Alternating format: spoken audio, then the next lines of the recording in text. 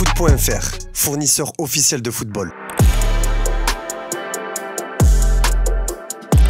Bonjour à toutes et à tous et bienvenue dans ce nouveau JT Foot Mercato. On commence à l'étranger avec le FC Barcelone qui est tout proche d'entrer en procès. Le club est toujours embourbé dans cette fameuse affaire Negreira avec ses paiements qui ont été réalisés à un ancien président du comité technique arbitral du nom d'Enriquez Negreira. Interrogé à ce sujet alors que la gronde est toujours présente chez les fans du Real Madrid, Javier Tebas a donné son avis sur la question. C'est de la corruption sportive mais ce n'est pas de l'achat de matchs. Je crois que le Barça va être sanctionné mais pas au niveau de ce qui se dit à Madrid, rien de plus. Et ça risque de durer, il devrait y avoir un procès, a expliqué le patron du championnat espagnol. Les Catalans sont prévenus.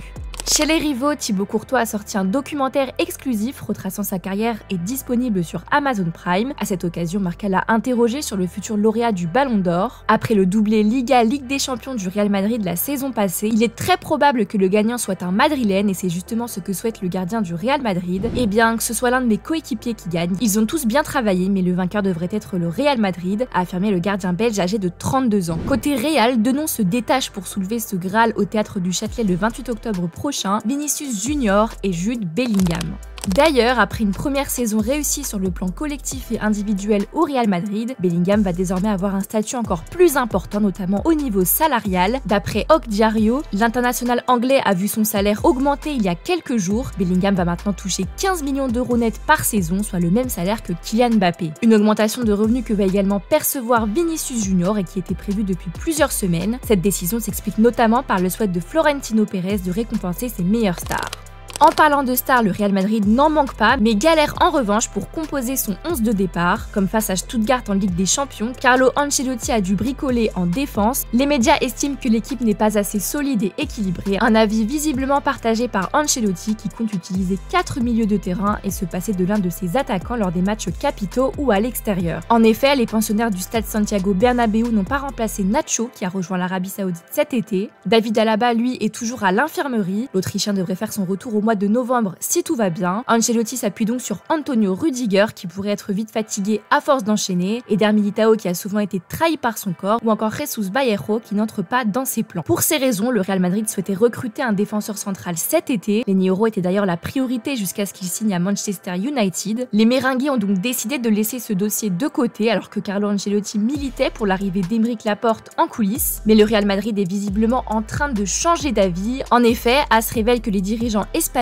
sont en train de scruter le marché des défenseurs centraux avec intérêt mais sans forcément se hâter. Outre les blessures et le rythme infernal de la saison, ils veulent préparer l'avenir alors que Rudiger et Alaba prennent de l'âge. Ils comptent mettre la main sur un jeune joueur qui dans le futur formera la paire défensive avec Militao. Selon le média ibérique, Jarek Jaziorowski, 19 ans, réunit toutes les qualités qui plaisent au club de Florentino Pérez, qui le surveille de très près. Le défenseur central gaucher de 1m92 est décrit comme un joueur puissant physiquement et au potentiel énorme, mais il pourrait y avoir quelques obstacles concernant sa signature. En effet, le FC Valence, club où il est sous contrat jusqu'en 2026, n'entretient pas de bonnes relations avec les Madrilènes selon AS, ce qui pourrait compliquer l'affaire. De plus, il faudra mettre pas mal d'argent sur la table pour le polyvalent Jaziorowski, qui peut aussi jouer en tant que latéral gauche. Sa clause libératoire est de 45 millions d'euros. AS explique qu'il pourrait partir pour moins si les Madrilènes réussissent à s'entendre avec le club. On vous tient au courant de la suite. On reste en Espagne, mais du côté de l'Athletic cette fois, la victoire du club sur la pelouse de Leganés en Liga a été entachée par la blessure de Nico Williams. À la suite d'un contact avec Valentin Rosier, l'ailier gauche de 22 ans a été touché au niveau de la cheville gauche. Il a été remplacé à la mi-temps par Gorka Guruzeta et a été aperçu avec des béquilles à la sortie du stade municipal de Butarque. Interrogé sur la blessure de son joueur, Ernesto Valverde préfère attendre les prochains examens médicaux. Nous verrons s'il est prêt pour dimanche contre le Celta de Vigo, mais ce sera difficile. Puis nous verrons à Rome en Ligue Europa, a déclaré l'ancien coach du FC Barcelone pour AS. En France, on parle d'un imbroglio à Bordeaux avec le contrat de Bruno Irles. Fin août, les Girondins de Bordeaux ont annoncé l'arrivée de leur nouvel entraîneur, mais aucune autre information sur la durée du contrat n'avait été indiquée sur le communiqué du club girondin. Et d'après Sud-Ouest, il y avait bien une raison à cela. Le contrat de l'ancien entraîneur de Troyes, de Pau et de Quevilly-Rouen Métropole ne dure qu'un mois, soit jusqu'à la fin septembre. Sur la plateforme Foot Club, Irles est enregistré auprès de la fédération en tant que dirigeant. C'est la même chose pour Dado Perso, ex-buteur de l'AS Monaco et désormais adjoint du technicien français. Le quotidien bordelais ajoute également que sur les feuilles de match, une lettre E signifiant éducateur figure en face de leur nom de famille au lieu de la lettre D de dirigeant. Affaire à suivre.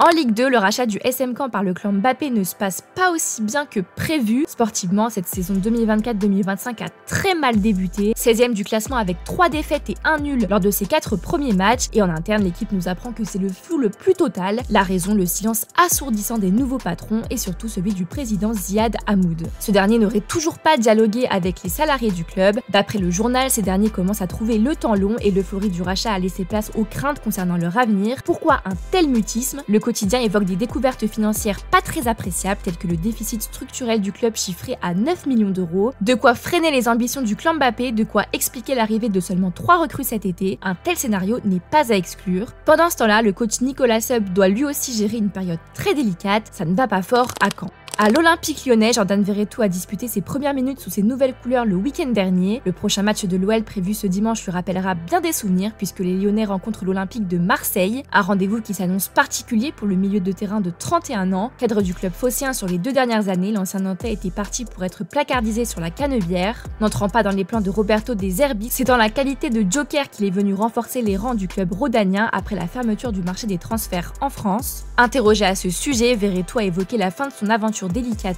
à l'OM. Ce sont des moments difficiles pour un joueur, difficile de s'entraîner seul sans accès au groupe pro. Je remercie mes proches qui sont restés à mes côtés. La joie de vivre, c'est ce qui m'a permis de tenir. Quand tu es dans des moments compliqués comme ça, tu as juste envie de profiter, de jouer. La meilleure solution était l'Olympique lyonnais, mais ça a pris du temps et nous étions impatients, a exprimé le néo-lyonnais lors d'un entretien accordé à OL Play.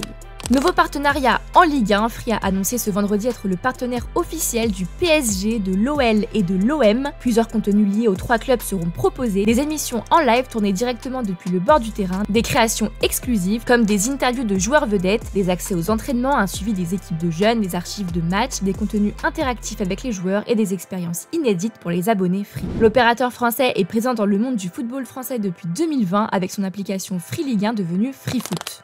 Nouveau projet en vue pour Samir Nasri et le célèbre streamer Amine Mathieu. D'après ce dernier, les 2 hommes pourraient de nouveau collaborer sur un projet lié au football. J'ai des trucs à finir encore, mais je vous l'ai toujours dit, j'ai un rêve, c'est d'acheter un club de foot. J'aimerais l'acheter, vous streamer les matchs et monter le plus haut possible, créer une histoire de fou. Je suis en train de brancher Samir, j'ai envie de le faire avec lui, je vais acheter un club de foot avec Samir Nasri. Je le prends en otage là, mais je vous jure qu'il est chaud, je pense qu'il est chaud. J'achète un club de foot avec Samir Nasri et ce sera le divertissement ultime. Consultant sur Canal+, Samir Nasri avait rechaussé ses crampons en juin dernier à l'occasion de la Kings World Cup. L'ancien joueur d'Arsenal et de Manchester City avait été sélectionné par le streamer Amine Mathieu et on pourrait donc bientôt le retrouver dans une nouvelle aventure.